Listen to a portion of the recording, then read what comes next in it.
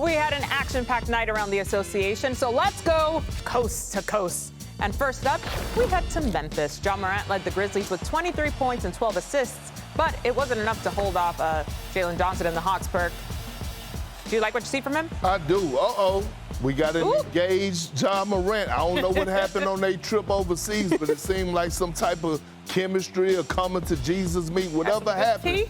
Back-to-back 20-point double-double games for Ja Morant, doing it on both ends of the floor. The energy is there. The life is there. I see you, young. What happened? He got put on the trade market. That's what happened. No, listen, stamps on your passport will change things. Moving to Beantown, where Jaylen Brown scored 30 points, grabbed 10 rebounds, and added 5 assists to lead the Celtics over the Pacers. Chiney, how much MVP consideration should he be getting? Perk, relax. Why are you staring me down, Kendrick Perkins, right now? He should be getting a heavy amount of MVP consideration, especially for how he has led. A lot of people thought this team would take a step back, but they're actually taking a step forward in some ways, being up there in the standings. Jaylen Brown is exactly who he thinks he is.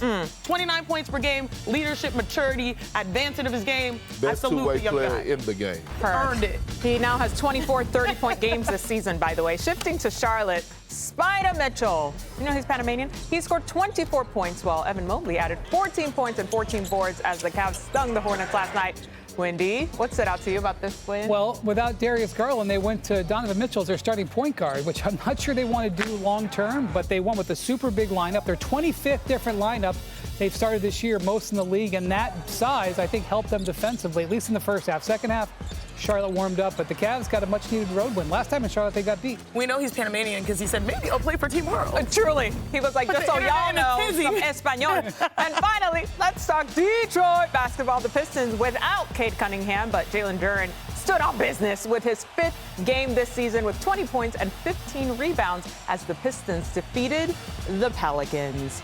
So through this early portion of the season, we can see how the top of the East is shaping up with lots of intrigue here. The top of the East were all in action on Wednesday, and the top 5 teams in the conference all got the W.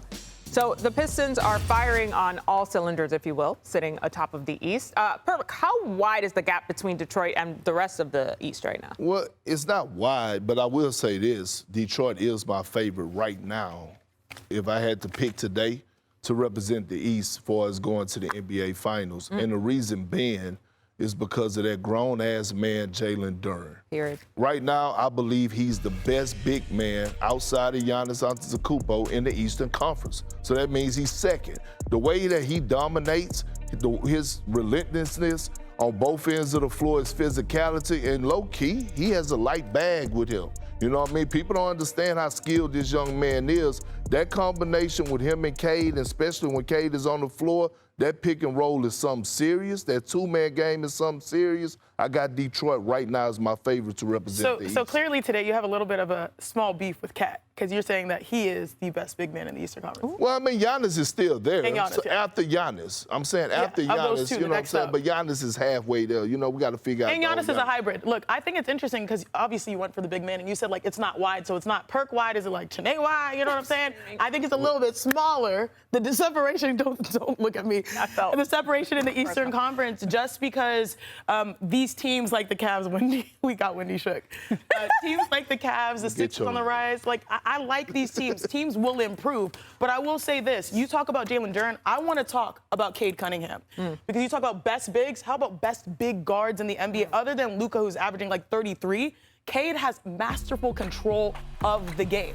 He is showing all aspects of leadership. He has to be top, relatively in points, but also up there. He was like starting the year at 2 or 3 in assists. His control is impressive. It's very rare that you have a player that can score, but also distribute and not hurt your team. Typically, it's like too much of one or the other. He is the perfect balance, and he's the perfect fit. Cool, calm, and collected. It's Cade and Duren. So, we talk about how great the Thunder are on defense. We just showed all that stuff about what they did in Milwaukee last night. Since December 1st, the Pistons have the best defense in the NBA. That's 7 weeks now that the Pistons have even been better than the Thunder, and we see that night in and night out. Guys, they're on pace for 62 wins.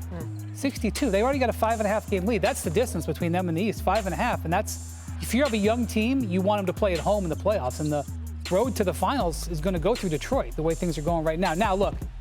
They do have some questions about shooting, I think, a little bit, and ball handling under pressure. Like you get into a game 5 where it's 2-2 Do you have other ball handlers, but they swarm Cade? Like, people think that maybe they could use another piece, but they're a legit team. And let me say this. They have a few pieces without having to give up their core to add before the trade deadline to make them really, really dangerous. Which is literally around the corner. That tough stretch, too, those 7 weeks, toughest stretch of the season right before the All-Star break.